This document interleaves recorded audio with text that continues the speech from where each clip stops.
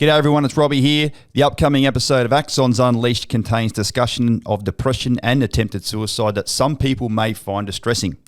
Please listen with care, and if you need to, reach out to Beyond Blue, Lifeline or Open Arms, who are a great support for current and serving Australian Defence personnel and their families when they need someone to talk to.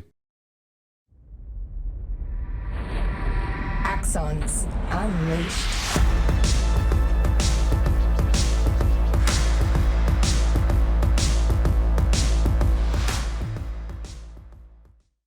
G'day ladies and gents, Robbie Turner here. Welcome back to another episode of Axons Unleashed, coming to you live and uninterrupted here from downtown Gold Coast, but my special guest is coming to you live and uninterrupted from downtown London, or the UK anyway. It's about midnight over there.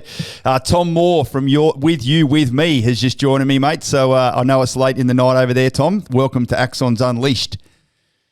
Thanks for having me on, mate. Yeah. It's a pleasure to be here. Yeah, 100%. We were just sort of talking off air before, like as a veteran yourself, a veteran business owner now, I'm really keen on sort of going through why it is you joined the military, what your experience was like there. Certainly one of the topics of Axons Unleashed is all about transitioning from the military and finding your new purpose. And as I've certainly explained on many other episodes before, most recently with Joe Lucino and the crew from Soldier On, getting out and working in the real world per se, which is not the real world for us who decided to put a uniform on one day, and have all of our morals and ethics broken down and then built back up again to serve the military's purpose. How do we operate in that, in this strange world, on the outside? So, the fact that you have, built a business that's, helped over 20,000 people that were unemployed get a job in that sort of tech career, neurodiverse systems there. Like, it's a really, really proud thing that it's a really amazing thing that you've done, even though you're an extremely humble man. And yeah, I think you're going to be able to provide lots of inspiration to other veterans that have got out and maybe want to start their own business, veterans that have already started their own business, but more importantly, those people that are still serving, Tom, that are like, I want to start my own business one day. And, only people like you and I that have done that in a reasonably successful way can pass on, the pro tips and the lessons learned, etc. You cool? Yeah, definitely. I think more veterans should start their own company. It's a great experience to go through, for sure.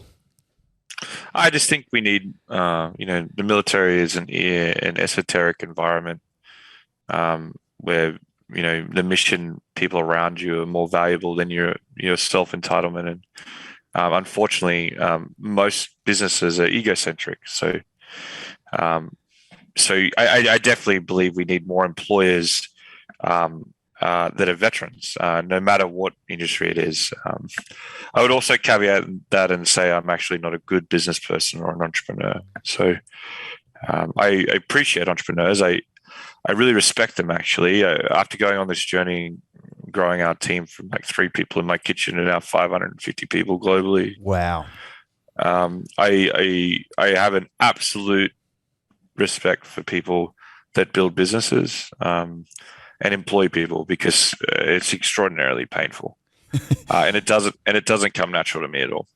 I don't know about you, mate. It doesn't come naturally to me either, and I loved my time in the military, and I got out as a 5th year Special Forces major, and you have a fair bit of responsibility at those sort of levels, and you've got to equip and raise, train, sustain, and maintain morale, etc. in your organisation to achieve the mission, as you said.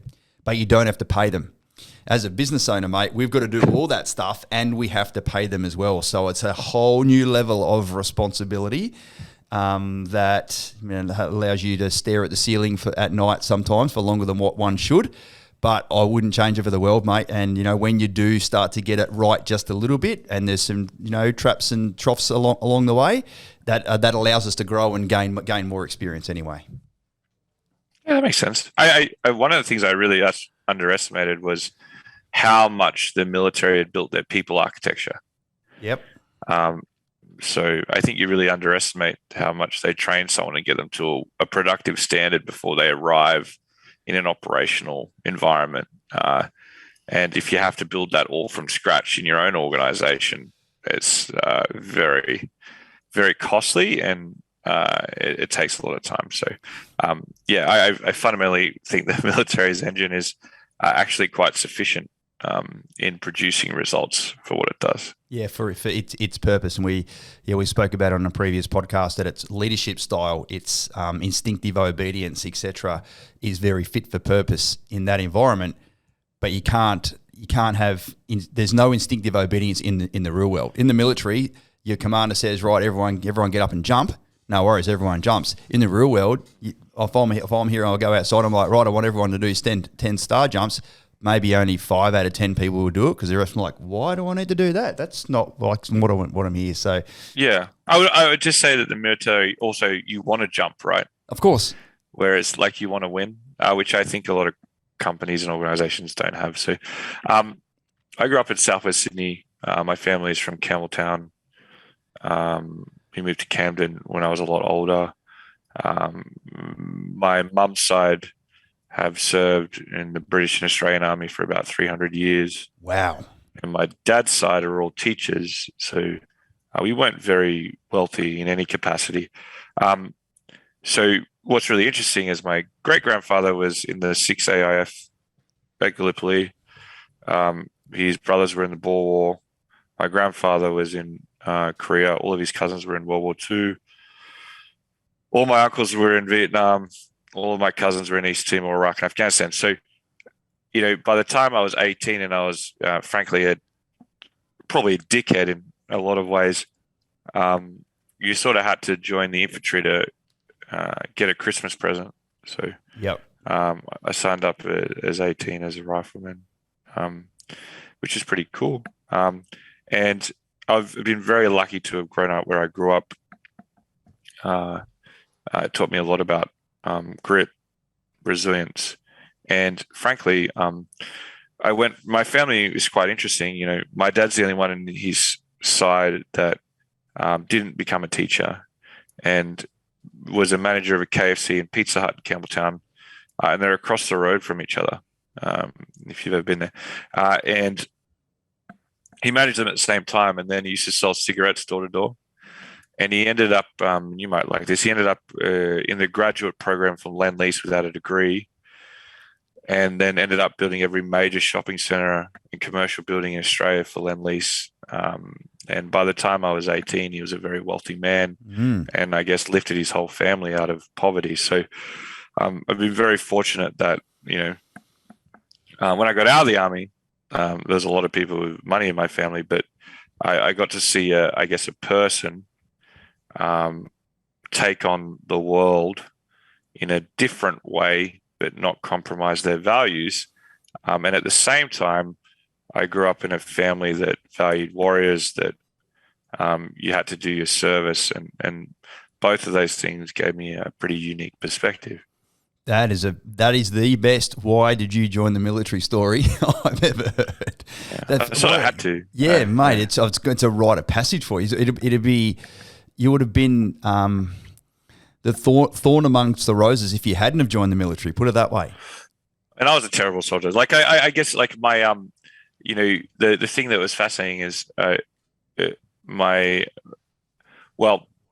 both sides of my family hated justice. That, yes. Yeah.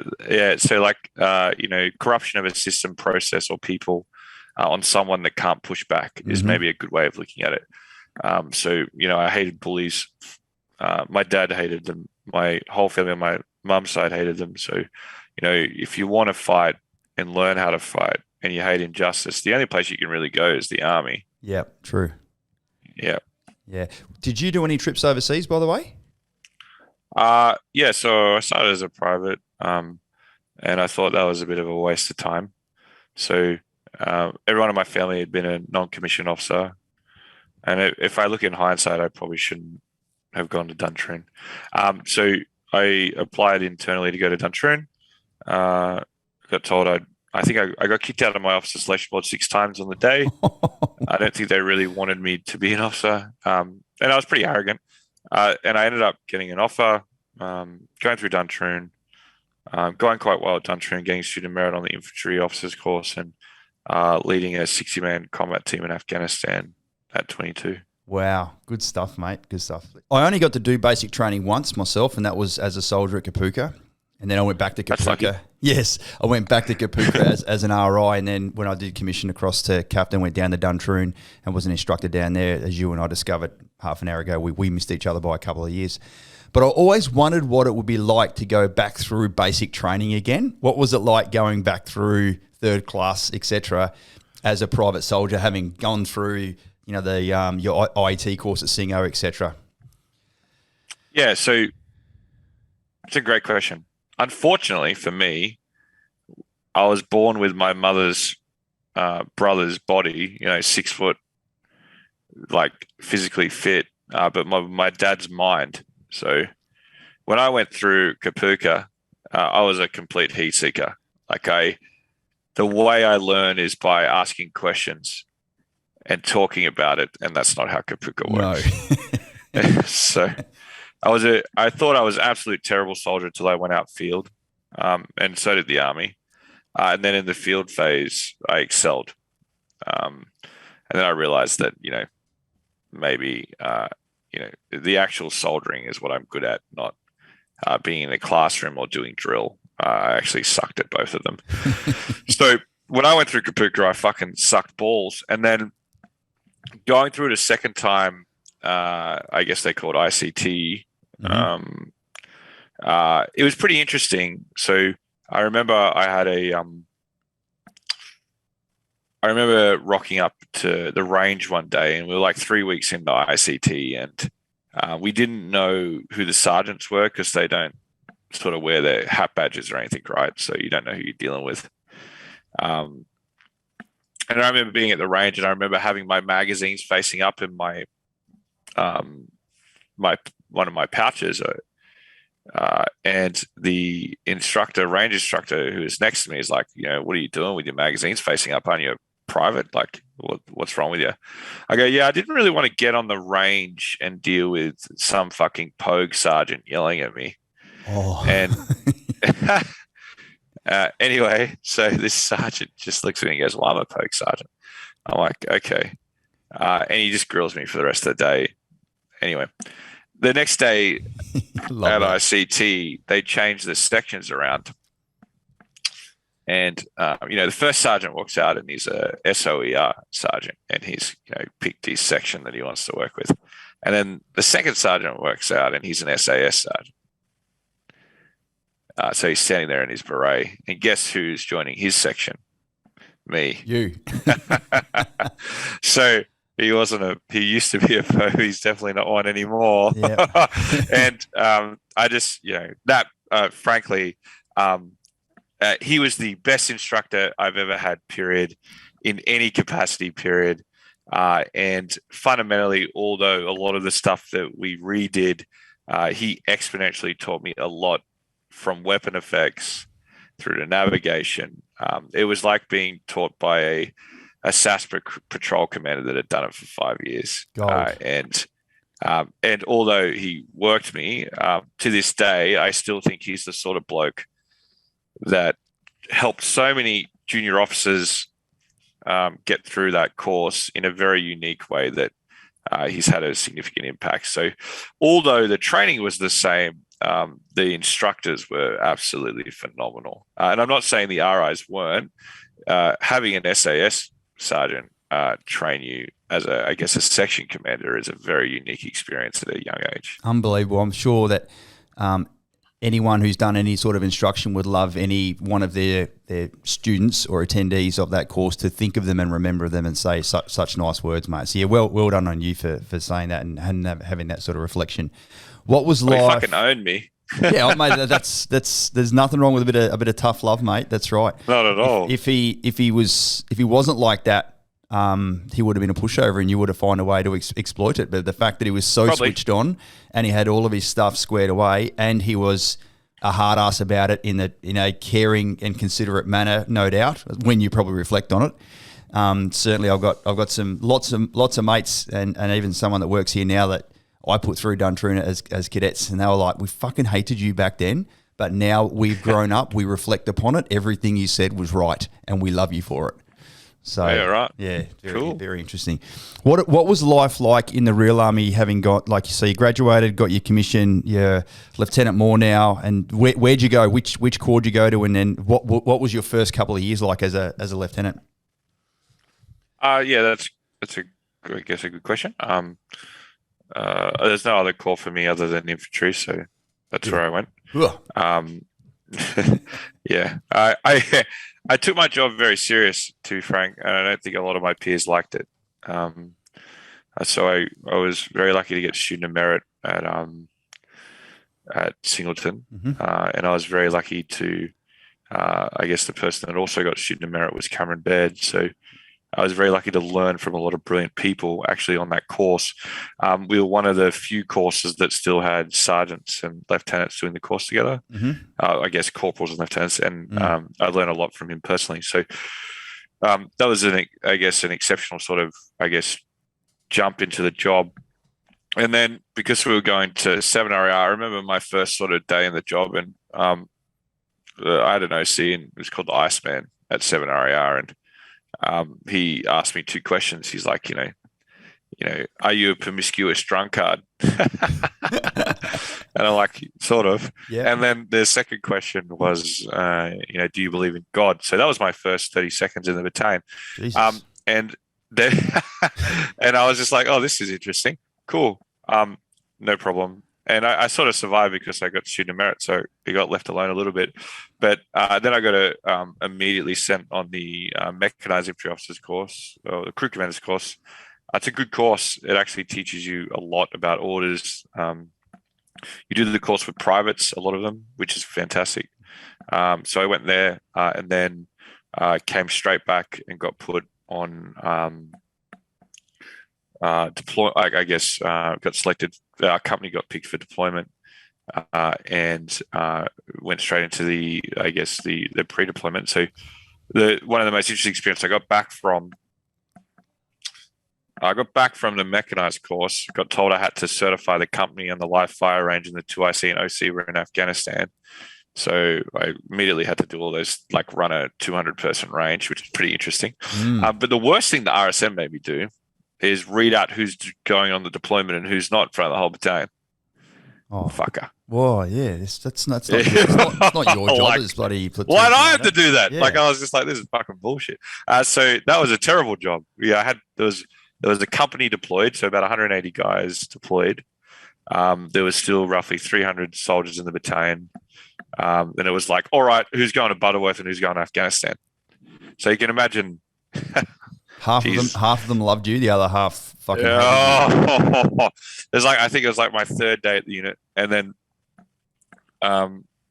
effectively, because our B company deployed under 2CAV, we got moved to Darwin, which is odd, and then we spent 9 months in Darwin, straight onto MRE, and then straight into Afghanistan. What were your thoughts? Bit of my time. What were your quick question? What were your thoughts flying into Afghanistan? Were you excited? Were you scared? Were you apprehensive? Were you pumped? And then certainly, what were your thoughts after your first couple of weeks? Well, like, I'd been in the army for about 6 years at this point, so it was pretty surreal. I was pretty worried about how I'd perform because of my family, to be frank. Like, my pop's first cousin is Ted Kenner, who won the VC in Kokoda. So tracking, yep. Whether or not I was confident in my ability, I was always worried about whether I could do a good job like they have done. And that's something sort of subjective, but it did have an effect. And then when I landed it, I thought it was a bit of a fuck fight, to be frank. Just, I guess, operationally, tactically, the units that weren't SOTG were sort of getting stuffed around a little bit. So it was a pretty sort of shock to reality that, the way we train is probably not the way we're operating. And I think it was all in our control. That's just a young officer saying that versus saying there's over measures. And my first job was the QRF to the base, as well as the QRF to SOTG if the 2 commando unit got called out, which is pretty interesting. And then I got moved to Kandahar and spent a lot of time down there supporting the advisory task group, which was a much sort of better role, which was much more operational. So for me, getting off the plane was surreal, intimidating. And then it quickly became, this is a bit of a staff officer nightmare. Like, there seems to be 5 platoon commanders, but a brigade watching them, which is pretty interesting. And it became, I would say, pretty, not for me, but probably pretty challenging for the CO and the OC when we had things that we needed to do and stuff that we needed to do and things that were best practice. And I would say just too many chiefs stopped a lot of them probably happening. Yeah, too much oversight. And then, of course, you've got the 1,000-mile screwdriver from Canberra, as it was commonly known. Yeah, it's pretty interesting to see it unfold. Like, I remember briefing a PowerPoint, like an overlay, right, on a patrol, and it was like, I need you to put your soldiers where they're going to be. And I'm like, that doesn't make any sense. Yeah. Like, it's like, my section commando is going to defend this axis. They'll put their soldiers down. And their soldiers will probably go down themselves anyway because they're well trained. So what is this? So it sort of became a little bit silly. I'm very lucky to have an extraordinarily effective OC, though, that sort of allowed the boys to get on with it versus deal with some of these things. So, and I'm very disagreeable. So, keeping me away from headquarters is probably always a good idea. It's a good little insight. I did my last trip to Afghanistan of 3 was the OPSO SOTG. I ended up doing 9 months, and that it is every mission needed to have a 15 or so slide deck straight up to Siege of headquarters. So being reviewed by a 1 and 2 star. And they wanted to know where every single patrol was going to be through every phase. Well, it sounds like you guys got it too. Oh, fuck yeah, mate. The war was being run by PowerPoint. And I say to people now, I've got my PowerPoint bloody Velcro patch. I don't, of course. Yeah. But when I do my coaching sessions, I'm like, reasonably good on PowerPoint. I was like, fuck, how did you learn how to do this? I'm like, 9 months as an operations officer, in a high tempo combat unit. So yeah, mate, it's interesting to know. Yeah, it's good for you to know that no one escaped that level of BS and that compliance that we needed to make. So we had 2 reporting headquarters. One, of course, back to CDF, and then one up to the Siege of SOTF. So, and there's probably reasons why. I don't know what they are. It's just oversight and compliance and fucking, if something goes wrong, they're like, how the fuck did that happen, and who was involved, and who can we blame? Yeah, and I was very lucky to have, and I don't say this often, but I was very lucky to have the chain of command that I had, that it just let us get on with it around those measures. So, I always find that the Army still recruits well and still prevails with common sense. Indeed. Generally. Yep. When did you get out there? So actually, I'll go back. When did you think that you thought, I'm actually going to depart this organisation? I never wanted to. So I got back from Afghanistan, got back to the unit, didn't really get along with the new CO. I had to be the acting adjutant for a while as a second year subbie, which is pretty interesting. Yep. Then a 2IC as a second year subbie, and then an acting OC as a second year subbie. All of those things were not easy. But one thing after that last session, they wanted. I got a pretty good report from Afghanistan. It said I was annoyingly competent. So, which is interesting terms so to go Army. Together. Yeah. Yeah, it's like thanks for the double-handed compliment. Yeah. And they wanted me to be a support company platoon commander, and frankly, I just wanted to be an assault pioneer one, and I didn't want to be anyone else. Like, I didn't want to carry a mortar tube. I didn't really want to fucking carry a machine gun. I carried a machine gun enough. Yeah. And I didn't really want to be recon because I didn't believe in it. The idea that a 6'3" dude is going to be crawling ahead of a mechanized vehicle is sort of beyond me when we'd already used better sort of practices overseas. You probably didn't want to shave your legs either.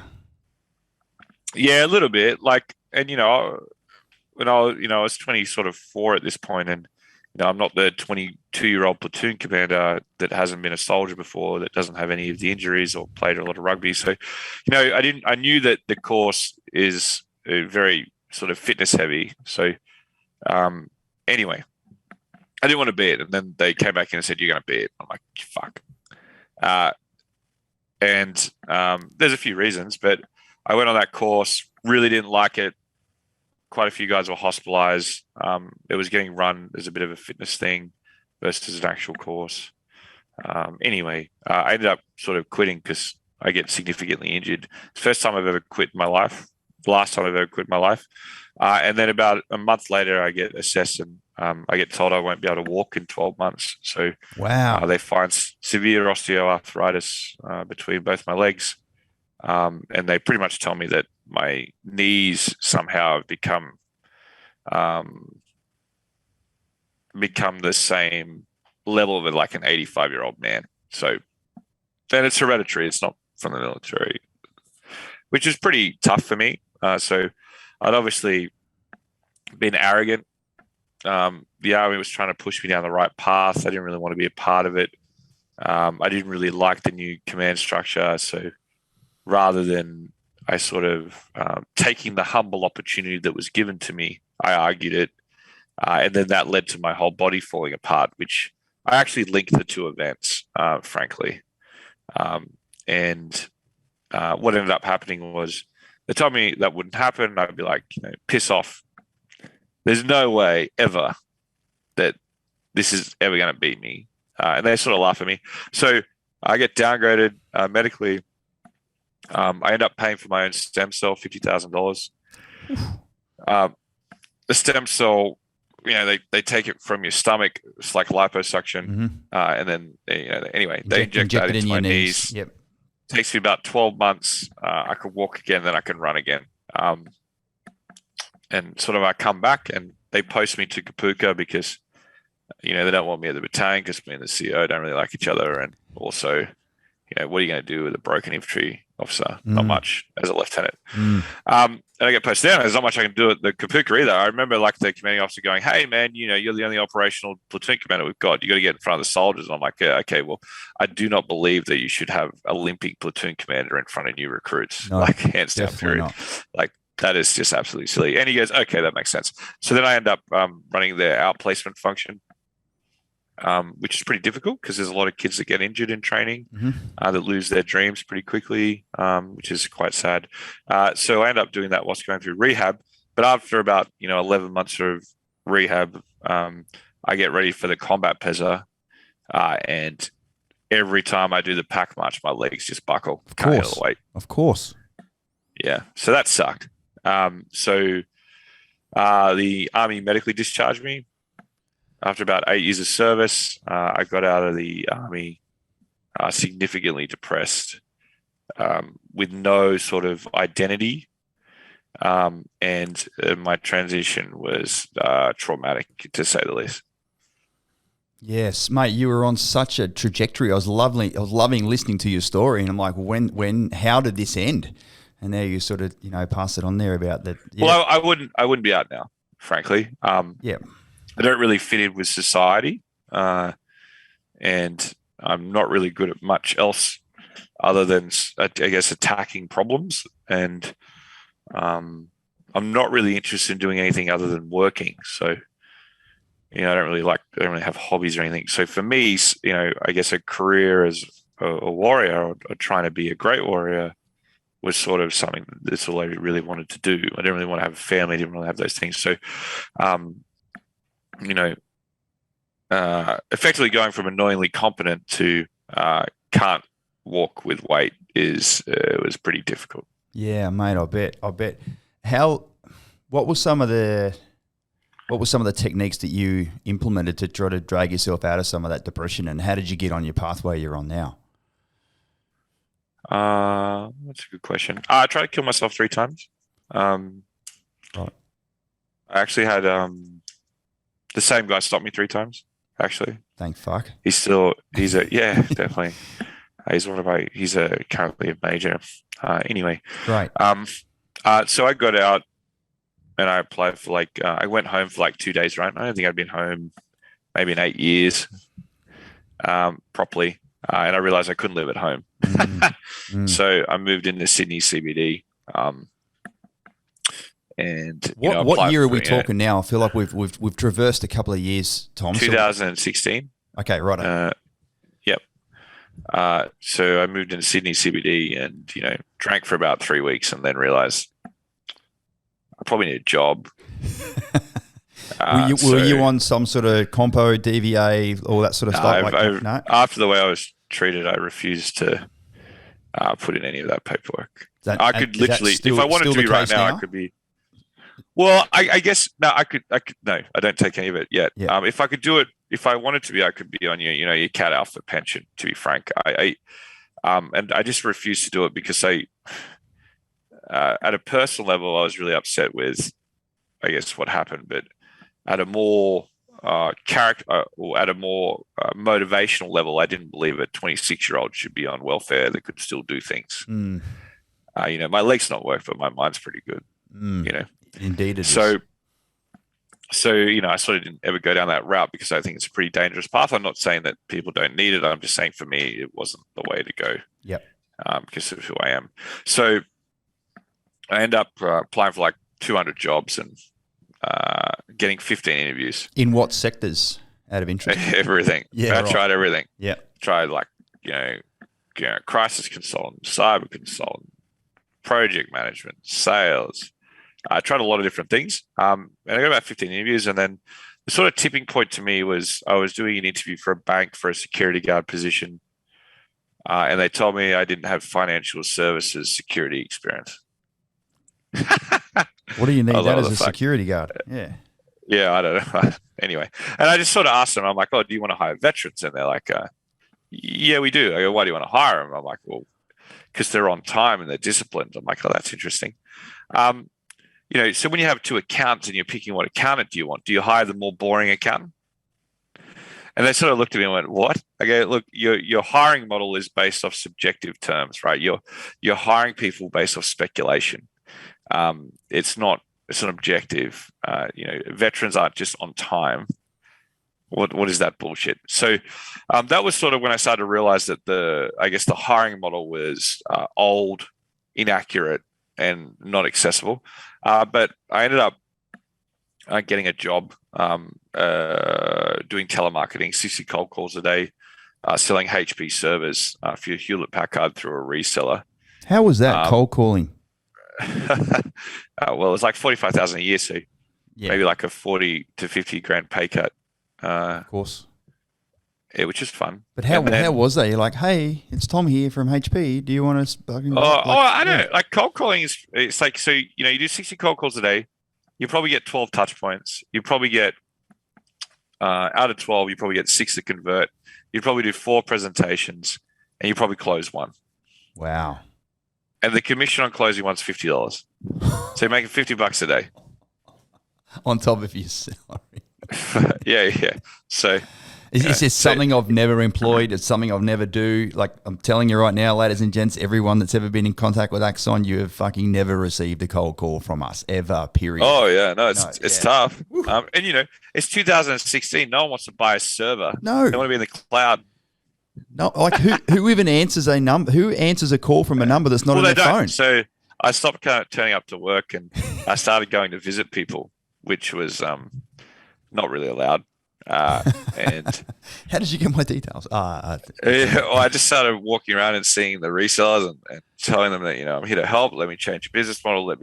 Anyway. What ended up happening was I started to sell a lot of servers, but not through cold calling. And the team at HP are like, hey man, why don't you be in marketing with us and we'll pay you a few $100,000 a year. And I was like, it was at this point I was like, hey, so let me get this straight. I've broken all your rules. I don't turn up to work. And now you want to pay me like 7 times more. What the hell is this? So it was at that point I just left. And I had one of my soldiers try to commit suicide because they couldn't get work.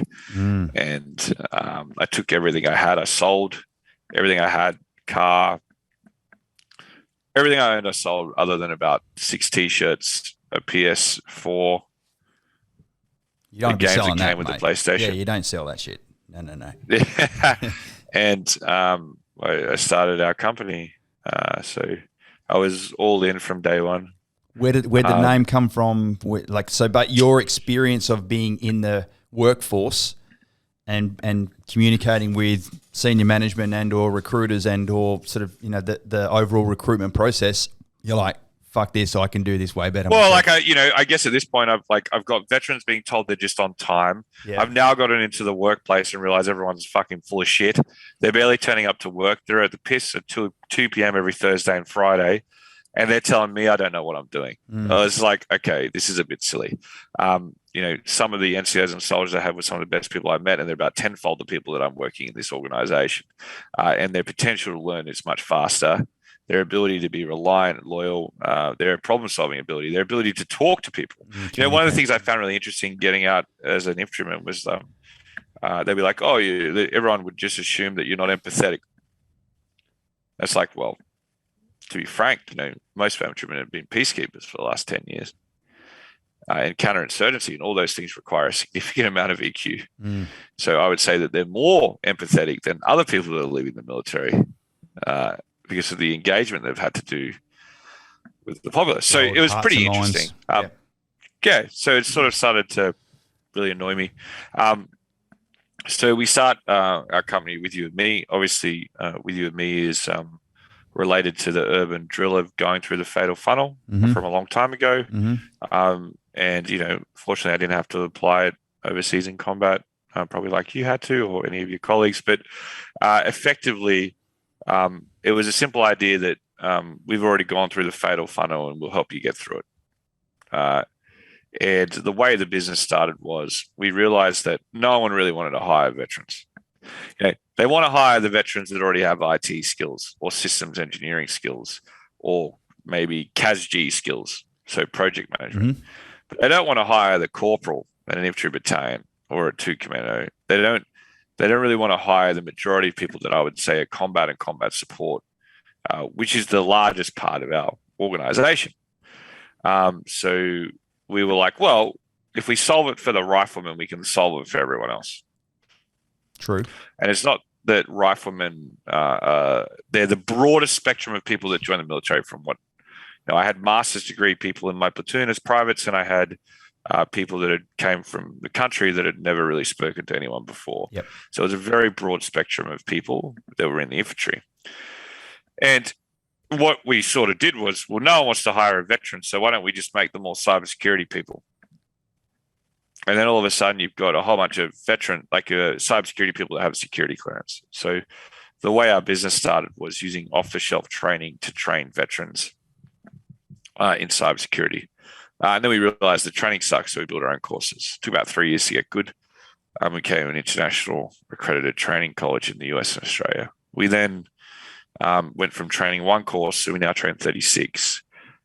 We also realized that not everyone was good at cyber, so we built our own aptitude test based off the military's methodology. We've now been testing people for 5 years, and we're the leading provider in the world of assessing someone's ability to learn a Sophia skill in 90 minutes. And that test can be used by anyone that's done Year 9. So, the idea that you could test someone and figure out what they're great at compared to 168 occupations takes the idea from transferable skills to actually private so-and-so, you have a 98% match to be a software developer based off your aptitude. You have no transferable skills, but you should be a software developer because your knees are done, your shoulders are done, and you can spend time at home with your family because you've been away for 10 years and you're now a section commander, which is why you're getting out, so you don't go to the mines. And, frankly, learning how to code is like sort of learning how to lay bricks. So, it's a very methodical process that trains tell me, show me, test me. So it's really similar to how you've learned. So, why don't you do that instead? And the earning capacity is like maybe 90 grand your first year, 160 the second year, plus 200 your third year. So, why don't you do that instead? So that became really interesting. We went all through that, and then no one wanted to hire any of the veterans because they said they had no experience. So we went and took work off all of these people in Canberra and said that our veterans were better, and we started delivering services. And then eventually we built a software as a service platform that can literally, whether you're a veteran or an internal employee, match you to a digital career in a really efficient manner, train you in a really short amount of time. And for veterans, military spouses, those that are neurodivergent or immigrants, you don't pay a cent for any of our services or our training, because customers buy our software to access you once you've graduated, and they also buy our software to upskill their own team. And every time we sell a software license to a customer, we can train 10 more veterans for free. And that took about $25 million to set up over 5 years. And everyone told me that we were a scam. I've been told that too. Until they understand that we've delivered $150 million worth of wealth into the defense community. I'm like, go and fucking scam your way out of that. Like if I was I guess one of the things I say, like, if it's a scam, I still wouldn't have 11 shirts. I'd probably have a Lamborghini, and I probably still wouldn't sort of be sleeping on my parents' couch because I don't really own anything. So I guess it's quite interesting, and it's just sort of proves if you have a disruptive business model, veteran or not, it takes a while for the market to understand what you're up to. And what we were up to is something very different. We were saying that resumes suck. They were invented by Leonardo da Vinci in 1492. The education system is producing theoretical knowledge, but not trade skills. And that veterans had an extraordinary aptitude to learn technology careers. And, we'd built a unique way of doing it. And we'd done it with no background in technology, no background in business, and no background in talent. And generally people don't like it if you don't have those backgrounds. So, of course. So that's been pretty interesting, and that's sort of been my experience, and it's been I would say, a significantly traumatic one. I have to tell everyone my story every day about how bad my transition was, which means I haven't been able to get over it. That's interesting. I'm sorry for asking then, although I'm really glad I asked, because it's a fucking great story. Okay. Yeah. It's just sort of part of it. And then the second sort of thing is, running a startup and then building a global business is just actually hard. Of course. So that sucks. And then I don't like business. You can't touch it. You can't smell it. You can't lick it. It's sort of, for me, I really appreciate entrepreneurs, and I've learned a lot about it. But, my ideal sort of career is making movies and running a chicken and chip shop. Like, I don't really want to run a global tech company. The only reason we're running it is we just got sick of these brilliant people that we were working with in the military coming out, being underemployed, their lives falling apart, and then blaming it on something else. And that's why we've kept going through everything. Mate, what a great summary. Even read like business, government, job seeker on your website there. Stop wasting time and money on resources and recruitment. So the fact that other people are going to pay for your services and you hand deliver them an awesome individual who's job ready and got the right sort of skills and background. Like, it's almost a no-brainer that anyone that's thinking about getting out of the military should be reaching out to you and go, hey man, I listened to that podcast that you did with the Axon crew. That's me, or that's my spouse. Can you guys help me? Like, I think it's a no-brainer. Like, where do people need to be? Like, obviously, the majority of people are going to be here in Australia. How and why is it that you became global? Like, what's the story there? Yeah, it's just tall poppy syndrome. Right. So, you got an innovative idea, disruptive idea. The easiest way of getting over tall poppy syndrome of, hey, you guys, this is crazy, you shouldn't be doing it, you're wrong, is just to go sell it somewhere else in a bigger market. So have you been able to do the same thing now with like UK and US veterans and stuff? Is that what you mean? Yeah, I have more North American veterans in my company than Australian. Wow. So we have a 250-person team in North America, around 50 in the UK, and then about 200 in Australia. 75% of our workforce are veterans, about 10% of military spouses. The rest are either professionals or a neurodivergent. So we effectively took our software and sold it overseas, and 40% of our revenue is Australian, the rest is global. And what that does is sort of you go from being that guy in Australia that's doing something really different that people don't understand to being the dude that's taking on the world. And it's like it goes from the the Australian tall poppy syndrome to the underdog, right? This is like it shifts the mentality and buying mentality. So one of the main reasons we went overseas, we just got jack of people telling us that we were wrong. So we went to bigger markets with bigger problems with different veterans and proved that it worked. Phenomenal, mate. I'm shitting myself about opening a bloody office in Townsville or Darwin or somewhere, which should be a no-brainer. Like there should be an Axon office out the front of the base so people can just walk in and go and see someone off the street. From not that I'm a control freak, but I don't want to lose control of what's going on, if that makes sense. And now you've just gone global, mate. So it's such an inspiring story. I'm like, why don't I go and set up? So I went to I had 30 staff, went to the US with 1.6 million. Took 6 staff with me. Everything failed. Burning cash. We got down to our last $27. I'd done 197 flights in 12 months across the United States. Wow. Trying to find customers. And in the last 30 days, we closed a $30 million a year contract for 4 years with the Canadian government and a contract with the US Air Force. So, I don't really know how to process that because I had mismanaged my business. I wasn't a great CEO. I was undercapitalized, took all the risk, and then by taking all the risk, I hit the pavement, did 197 flights, closed the deal, turned the business around, recapitalized. So, you could say that going into the unknown was wrong, but you can also say it was right, which is tricky. Fortune favors the bold, brother. Maybe. Fucking hell. It's so good. Definitely a lot fatter because of it. A lot more swollen. We call it the Axon spread here. Yeah. Oh, mate, I'm fucking proud of you, man. This is one of the best podcasts I've ever been involved in. Just to hear your story, as an ex-soldier that went to officer myself, not having gone through Duntroon. But so you and I share some experiences there, and only those that have spent time in both ranks and sort of silos would understand what the nuances are that come with that.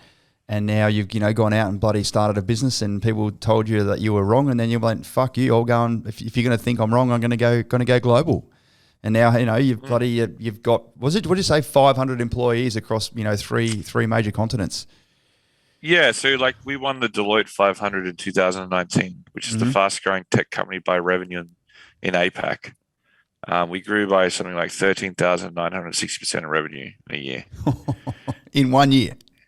And, you won't see it in the press anyway because I'm not the normal person from Mossman running a business, right? Yeah. So you won't see it in the AFR because my dad's not an investment banker. But the sort of point was that at that time, 85% of our staff were combat veterans. Now 75% are. So, that's pretty important. And the second thing, it's the first time an Australian company had been a Chinese company by revenue in 15 years.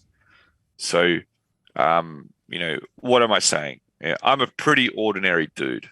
I was an average soldier. I was an average officer, and I failed a lot. And now I guess I'm seeking redemption for that failure. And that is completely okay. But what I would say is that if you've left the military or you're leaving the military and you've got a problem that you want to solve, all it takes is looking at the right people, building the right team. And one of the things I've found more interesting over the last 2 years is that the investors that have invested in me, that traditionally don't invest in people that are non-technical or non-business. I would like to engage more veteran-owned businesses because you're going to work, you're smart, you know how to build teams, you know how to organize things, you know how to build workflow, you know how to convince people of a vision. And a lot of that is missing in the entrepreneurial market, whether it's small business or high growth ventures. So if I could do it as an average little pleb, there's probably a lot of people out there. I would say take the chance, have a crack. build a company, hire some people, and run at it, because you'd be actually surprised how much you know, but also how many traits that you've got that give you an edge on the other entrepreneurs in the market that come from other places. Ladies and gents, if that's not giving you the shot in the arm of inspiration you need, if you're a veteran already and you hate the current place you're working and you always thought about starting your own business one day, go back and listen to the last couple of minutes there about the advice that Tom's just passed on. If you're serving right now and you're on the verge of getting out for the range of reasons of why that occurs, voluntary or involuntary, medical, admin, whatever, and you want to start your own business, go back and listen to this podcast as well, because there is a whole world out there that's just waiting to see us as veteran entrepreneurs. And I think you've got two reasonably good examples here. That I love being a civvy, I love being a business owner, I love being a veteran, I love being an entrepreneur. And, Tom, I'm sure you're, doing the same. So you're in the right space, ladies and gents. Tom, thank you so much for joining us, mate. I've really, really enjoyed listening to get to know your story. Good luck with all your ventures, and mate, stay in touch. Axon and with me, shall remain connected, buddy. Likewise. Thank you for your time, mate. All right, mate. Thanks. See you later, everyone. Have a great day.